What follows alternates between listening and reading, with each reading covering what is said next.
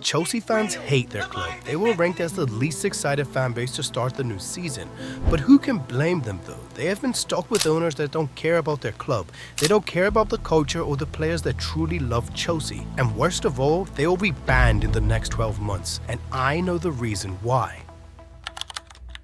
Chelsea fans were on top of the world. They were Champions League winners, they are world-class players, and they probably had the best coach on the entire planet.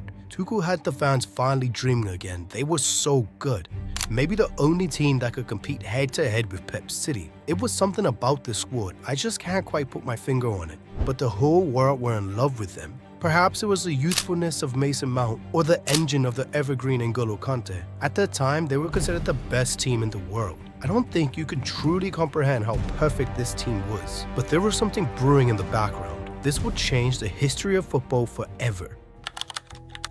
Allegations. That's all I'm allowed to speak about on this matter. The allegations that Roman Abramovich was a part of the biggest conflict in the 21st century. He was considered a threat to the UK, and he had to be dealt with. So in the mind of the government, the only solution was to freeze all of his assets, including the biggest asset in his portfolio, Chelsea Football Club. Everything came about so quickly, it only took weeks to announce that Abramovich was being forced to sell his prized possession, and he had to sell it immediately. But there was a few American businessmen that needed a new toy to play with. After weeks of negotiation, Todd Boehly and Clearlake Capital were announced as the new owners of Chelsea, with Abramovich making them sign a contract that said that they couldn't sell the club for over 10 years. This was to make sure that they wouldn't treat Chelsea like a game. He wanted his club to stay at the same level that he left them. He had great intentions. However, I think many fans believe that Roman made the wrong decision. But I don't know if I agree, because the new Chelsea owners have a plan that has the whole footballing world scratching their head. In late 2022, one of the owners of Chelsea had this intriguing interview with Sportico. It was frankly an asset of a business that in our view was not terribly well managed on the football side, on the soccer side, sporting side, or the commercial side. It was very clear that he didn't respect the way that Roman was running the club over the past 19 years, and he thought that his new American way would be better, even stating this: "We looked at it and we think European sports are about 20 years behind US sports in terms of the commercial side and the data side." His plan was to turn Chelsea into a data-driven powerhouse team that dominates Europe using the framework of his American sports teams. But clearly, this hasn't worked out at all. As stated earlier, Tuchel was the face of the old Chelsea regime. Eghbali wanted to burn this regime to the ground. So naturally, the first course of action was to get rid of Tuchel. And the reason wasn't convincing to the fans. They were told that Tuchel was sacked because he, quote, didn't have the same vision for the clubs as the owners. Many fans speculate that the true reason was that Tuchel wouldn't answer the text about transfers, because in the first window, it was actually Todd Boehly doing all of the transfers himself, as they fired the former sporting director, Marina Granovskaya. Anything that Roman built, they were eager to destroy. All within the first 12 months, the manager was fired, the sporting director was fired, Roman was disrespected constantly, and the fans were fed propaganda to keep them happy. But the fans were starting to see cracks in their armor. I am terrified of Chelsea's ownership. What they see the future of football in this country being. Because they weren't falling for the PR stories that Boehly was feeding them. But the worst was yet to come. Everything Roman had made had to be destroyed. Eghbali made it very clear the whole club needed to be changed. And the biggest success story of the Roman era was their prosperity of their youth academy. The likes of Reece James, Andreas Christensen, Hudson-Odoi, and Tammy Abraham played a massive part in Chelsea winning the Champions League just a year earlier. But there was one player that was seen as a target. This transfer is the catalyst of Chelsea getting banned. Let me explain to you why. Mason Mount was considered a superstar at Chelsea, a player that would stay at the club for the rest of his career. However, the new Chelsea owner saw this as an opportunity to finally finish off the remaining legacy of Roman Abramovich. See, they saw Mason Mount as pure profit. This means that any transfer fee that they receive from Mount will go down in the accounting books as profit only, as they didn't need to spend a transfer fee on the player.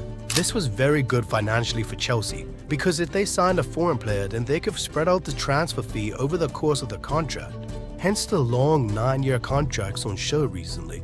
It's an accounting trick to get around financial fair play. And after they found this out, they changed their entire strategy. They were now obsessed with selling youth players for big fees, or any fee at all. Mount was sold for 60 million, Matson was sold for 37 million, Gallagher was sold for 34 million. The fans were absolutely furious with this new strategy, as it felt like Clearlake was ripping the soul out of the football club, taking away the players that truly cared for Chelsea. But the owners didn't care. They would sell their own youth players and then sign foreign youth players for a premium price.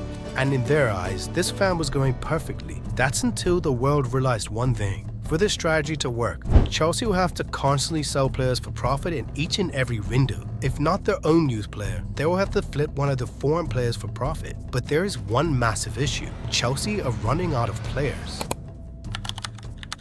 All of their youth players that are worth any substantial amount of money have been sold or have been completely frozen out of the squad, which isn't the end of the world to the owners, because surely Chelsea have a few good youth players coming through their ranks, but they will be wrong, because there is this new trend going around in the Chelsea Youth Academy that has every Chelsea fan terrified for the future. It looks like it has become normal for young players to leave Chelsea after turning 15. Right before they are offered a professional contract. This means that they could leave Chelsea for no fee at all, which falls back on the laps of the owners. Because if all of the talented players leave before they sign their professional deal, then Chelsea can't sell them for big money to fund their crazy transfer deals. Slowly but surely, the wheels are falling off of this project. The Chelsea youth players are seeing how the likes of Gallagher and Mount were treated and are now deciding to join other clubs with better pathways to the first team. The craziest example of this has to be Rio Ngumoa, a winger that many fans have compared to Eden Hazard, has left the club in the summer to join Liverpool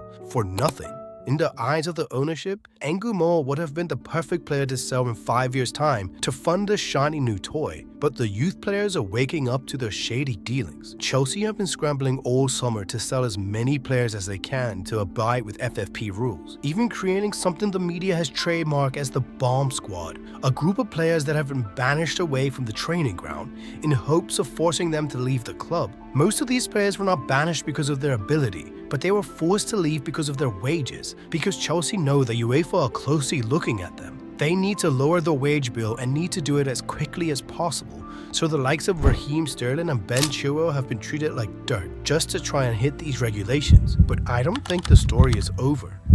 Chelsea has been signing players with no consideration of the future. At least this is what they want you to think. In reality, they secretly self-reported themselves for crimes of the previous ownership. It is speculated that Roman Abramovich didn't show all of the payments during his time at Chelsea, with a lot of offshore payments going to agents, which is a big violation of the rules. UEFA fined them 10 million euros for this, but no ban. So there's still one more problem. Chelsea recorded a loss of 113 million in 2023, which is dangerously high. This is because of many things, but one of the biggest reasons is the lack of negotiation power that Chelsea currently hold. Have you realized that Chelsea has spent the last 2 years with no shirt sponsor at the start of the league season? That's because no proper sponsors want to pay them the big bucks to be on the front of the shirt. No success on the pitch equals no Champions League football, which equals no big sponsors. This means that Chelsea are constantly losing money as long as they perform badly on the pitch, something that they can't sustain much longer. They have been using a lot of shading accounting tricks, like selling hotels and recording it as a profit for the football club, or even selling players to the sister club Strasbourg.